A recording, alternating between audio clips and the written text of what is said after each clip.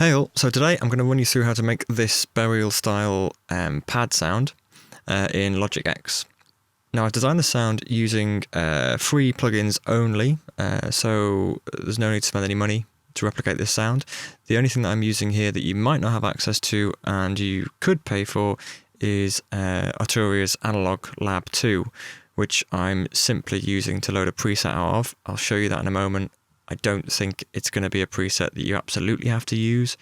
You could get the same sound from a variety of different synths. So not a requirement for this sound, and like I say, everything else is free. So what I have here is I've got a track for the synth itself. Also got a track for the beat and some noise, just to add a bit of extra ambience for the purposes of this tutorial. And these tracks here represent some of the buses, which I'll talk you through just first of all. So switching over to the mixer window down here, if we take a look at this, you've got the Analog Lab, which is the sound source. I'll show you what it actually sounds like, just bear with me.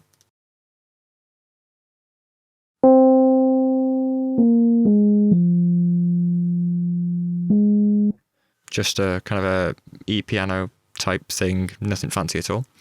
Let's just take that out. What I've done then, as you see here, so what I've got is the Analog Lab routed to buses 2 and 3, and I've taken the actual stereo out off the track, so it's only going to buses 2 and 3, it's not going anywhere else, including the actual stereo output channel. Then what we have is buses 2 and 3 here, so the first bus is actually a mix bus, so buses 2 and 3, the sound is being sent to, gets processed in a slightly different way each time, and then both of these are returned to bus 1, which is the mix bus. Mix bus then there's a lot of effects applied, and that is then routed through to the stereo out channel. I do have a limiter on, which I'll turn off now, on the actual master channel, that is. The effects that I've downloaded for this, there's two of them. One of them is this Glitch Machines preset, which I'll leave a link to in the description. The other one is this preset called Ambience, which I'll also leave a link to in the description.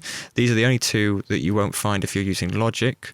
So let's dive in then and take a look at bus 2 first of all. Tape delay we've got set up here. What I've done to keep things simple, I've used a preset on Logic's tape delay called Ultra Dub, and the only modification I think I made to this, you'll be able to tell me if you've got it yourself, is I think I just lowered the feedback a little bit down to 79%, and made sure that the wet was 100% and the dry 0, of course, so we're going completely through this delay plugin.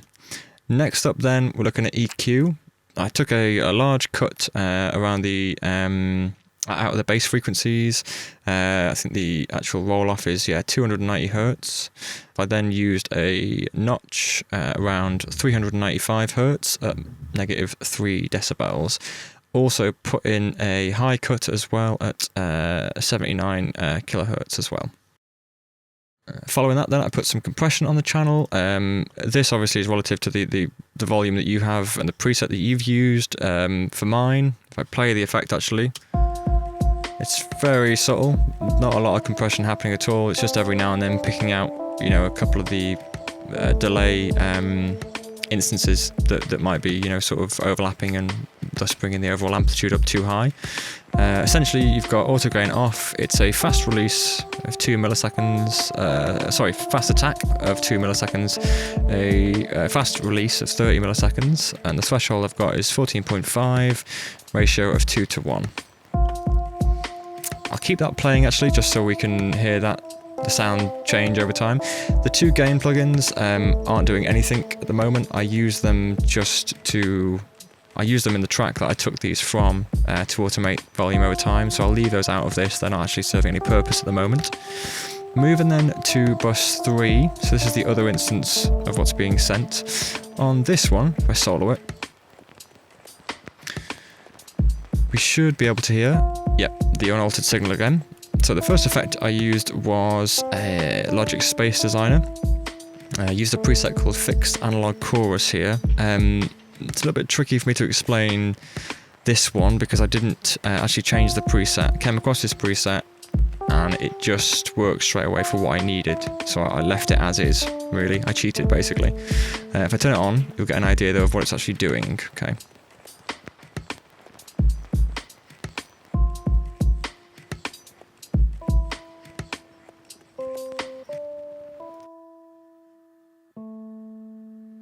So it's taken the sound, seriously thinning it out, which has given me the desired effect of a bit more of a pluck, as opposed to the original. Okay, if you've got Space Designer, it's literally just that preset. If not, then you could try using a chorus and maybe an EQ. It's not strictly speaking really something you'd use a reverb plugin for. Honestly, it was just one of those kind of moments of luck where I stumbled across it, applied it, and it worked.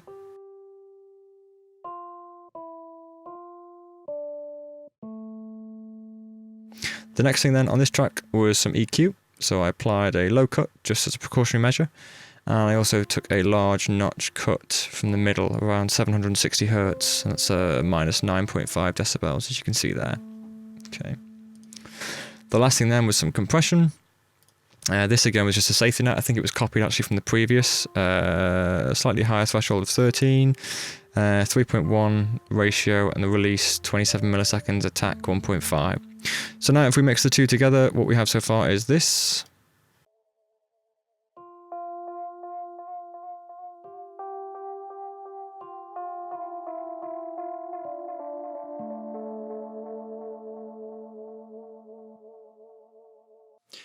What we're going to look at next then is the final part of this, which is bus 1, which is the mix bus. So the first thing I applied was an EQ, just a low cut just in case, and a slightly high cut as well at 15 kilohertz, and the low cut, 120 hertz. Following that then, we're looking at the first of the multi-compressors that I've used. Again, this is just a preset. I used the preset Final Hip Hop Compressor. I may have changed the output gain, I'm not sure now. If you're loading up the same preset, you'll know, compare mine to yours. With this applied, it sounds like this. So it's just bringing out a lot of what has kind of been hidden away, especially with the pluck sound being reduced quite a lot by the Space Designer. Following that then, we're looking at the first of the free plugins. So I've got here the Glitch Machines Hysteresis. If I apply this, you'll get an immediate sense of what it does. With this first instance of the plugin, all I did was left it on the initialized preset. So everything here is default, except for the dry and wet, which I boosted up to 100% basically, and it sounds like this.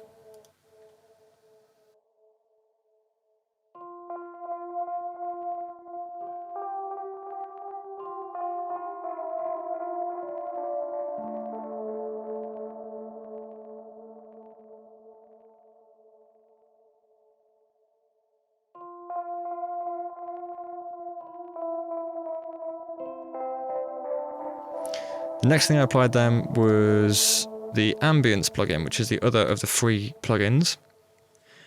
And with this one, what I'll do is I'll just zoom in so you can take a look at each of the individual parameters. I ended up playing around with quite a few of these, so I would definitely recommend that you do the same. And here is that effect applied.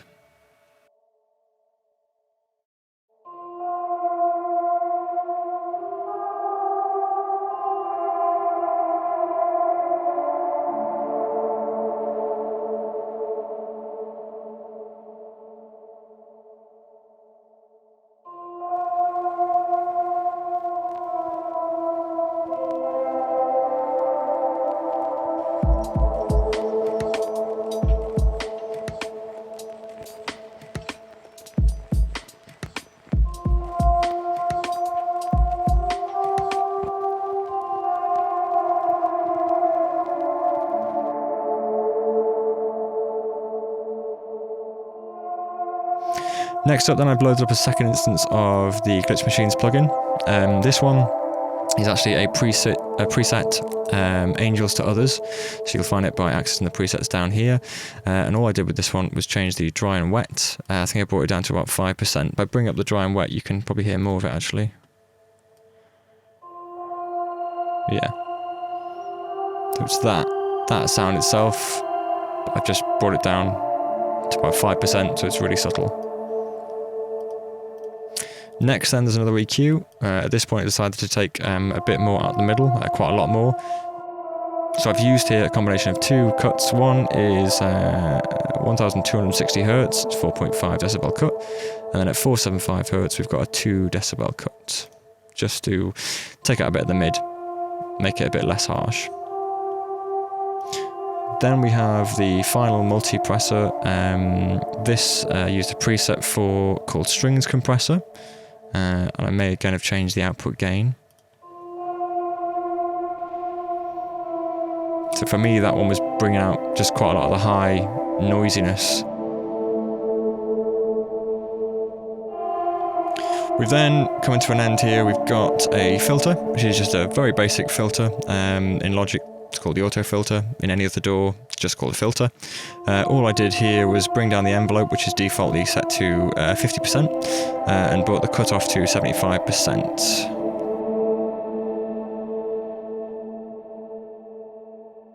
Final plugin then was a final EQ. I just decided to take one last notch out of the middle, so around 310 Hz we've got a negative 8.5 decibel cut. And that is it. The only other thing I've got applied to this project is a limiter on the way out. Everything else, there's a bit on the noise there, but that's totally separate to the actual sound itself, which is just these 4 tracks here. And the end result, if you've followed along at home, should be something like this.